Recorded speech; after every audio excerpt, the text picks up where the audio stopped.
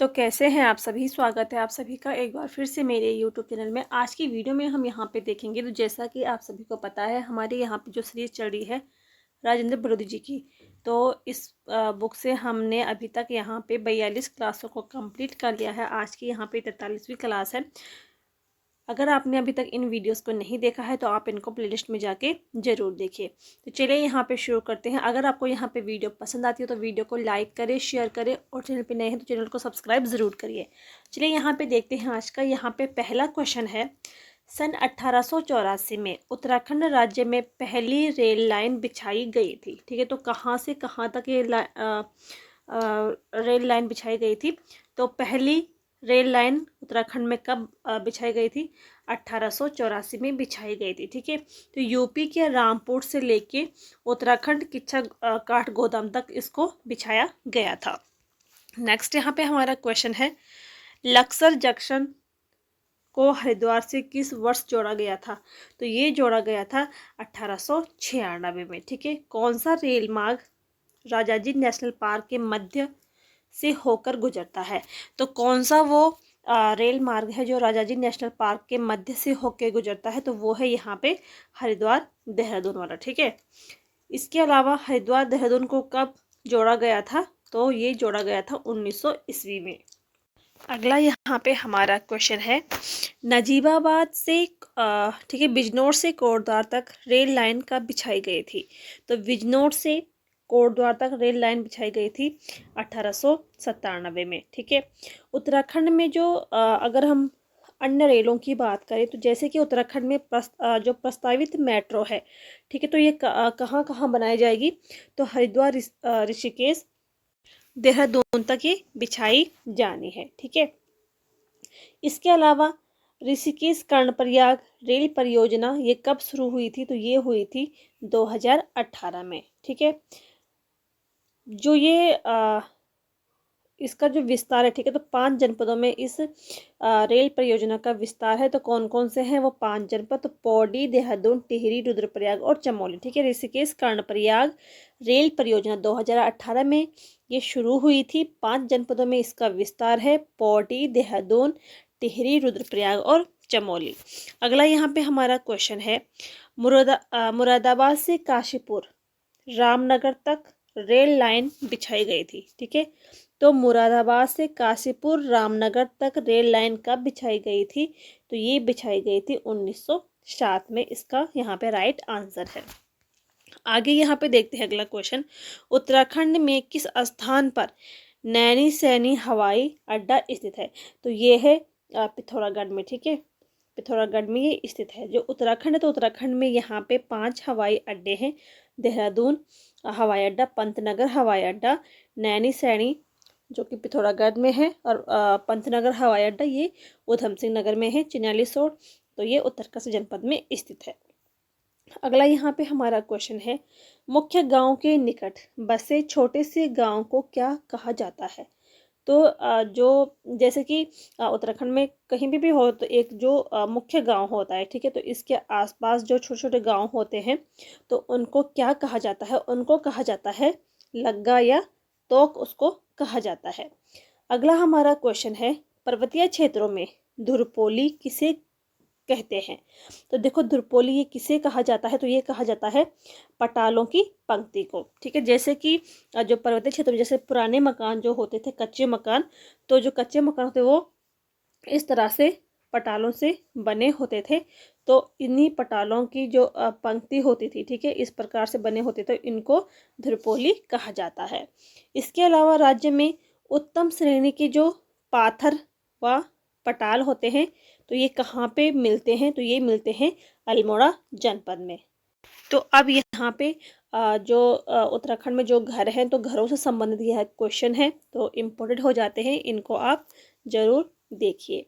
तो नेक्स्ट हमारा ये क्वेश्चन है कि पर्वतीय क्षेत्रों में 2 मंजिले मकानों को कितने 2 मंजिले मकानों जो होते थे वो कितने प्रकार के होते थे? ठीक है, पर्वतीय क्षेत्रों में 2 मंजिले मकान के कितने प्रकार होते थे?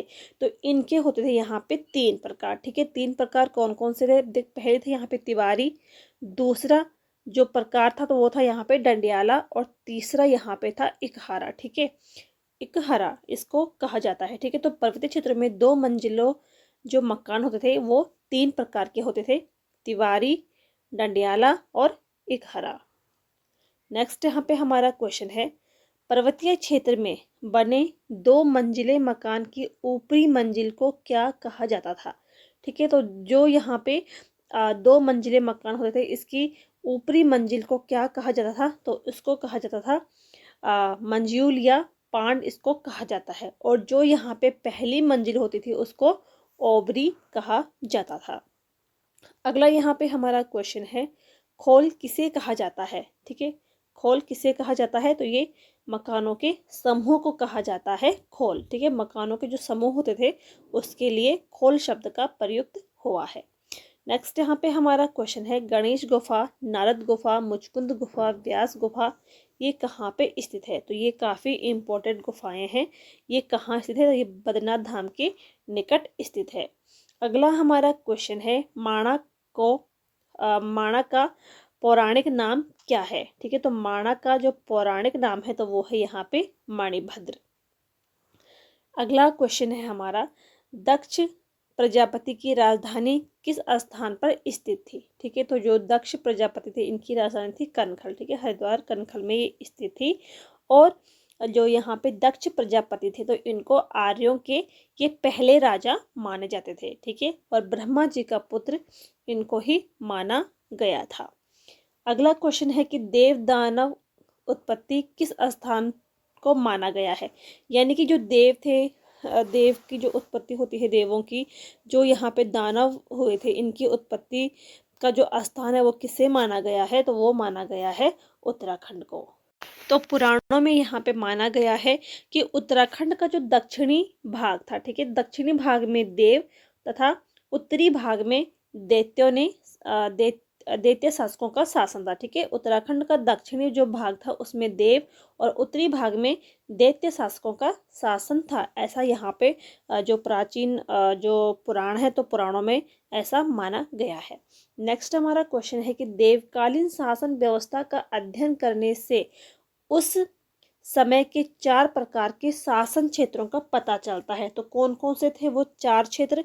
ठीक है, देवकालीन शासन व्यवस्था के अध्ययन करने से पता चला है कि 4 प्रकार के शासन क्षेत्रों का यहाँ पे पता चलता है। तो कौन कौन से थे, एक था यहाँ पे पहला जो था वो था कैलाश, दूसरा था यहाँ पे अलकापुरी, और तीसरा था यहाँ पे देवपुरी, और चौथा यहाँ पे था हिम क्षेत्र। ठीक है, नेक्स्ट हमारा क्वेश्चन है, ऋग्वेद में अलकनंदा के लिए क्या कहा गया है। तो ऋग्वेद में अलकनंदा जो नदी थे उसको कहा गया था हिरण्यवर्तनी। ठीक है, और उत्तराखंड का पहला उल्लेख हमें कहाँ पे मिलता है, तो ये ऋग्वेद में ही मिलता है उत्तराखंड का पहला उल्लेख।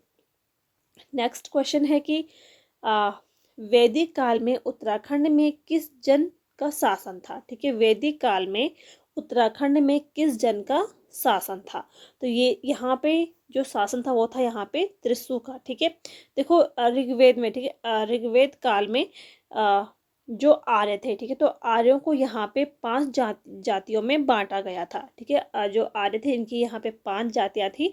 तो पहली थी यहाँ पे पुरु, एक थी यहाँ पे त्रिशु, एक थी यहाँ पे अनु, और एक थी यहाँ पे यदु, और 5वीं थी यहाँ पे त्रिवसु। ठीक है, तो उत्तराखंड में कौन सी जन थी यहाँ पे, तो त्रिशु। अगला जो क्वेश्चन है, गंगा यमुना के नहर को किस इतिहासकार ने स्वर्ग भूमि कहा है। तो गंगा यमुना के नहर को स्वर्ग भूमि कहा है फरिश्ता नामक एक मुगलकालीन इतिहासकार था, उसने गंगा यमुना को स्वर्ग भूमि कहा है। ठीक है, ये एक मुगलकालीन इतिहासकार था। नेक्स्ट क्वेश्चन है कि राज्य में पशुओं के बाड़े को क्या कहा जाता था। ठीक है, तो राज्य में पशुओं के बाड़े को कहा जाता था गोष्ठ या गोठ इसको कहा गया है। नेक्स्ट हमारा क्वेश्चन है कि कर्णाश्रम की स्थापना आज से लगभग कितने वर्ष पूर्व मानी गई है। तो ये मानी गई है 7200 वर्ष पूर्व। अगला यहाँ पे हमारा क्वेश्चन है, किस काल को द्वापर युग भी कहा जाता है। तो महाभारत काल को। ठीक है, महाभारत को द्वापर युग कहा जाता है, और जो यहाँ पे रामायण है तो रामायण को त्रेता युग के नाम से भी जाना जाता है। अगला क्वेश्चन है कि रामायण काल के बाणासुर की राजधानी थी, तो बाणासुर की राजधानी कहाँ थी? ये थी जोशीमठ में। ठीक है। अगला हमारा क्वेश्चन है कि महाभारत काल के बाद राज्य का अधिकांश इतिहास किस ग्रंथ से मिलता है?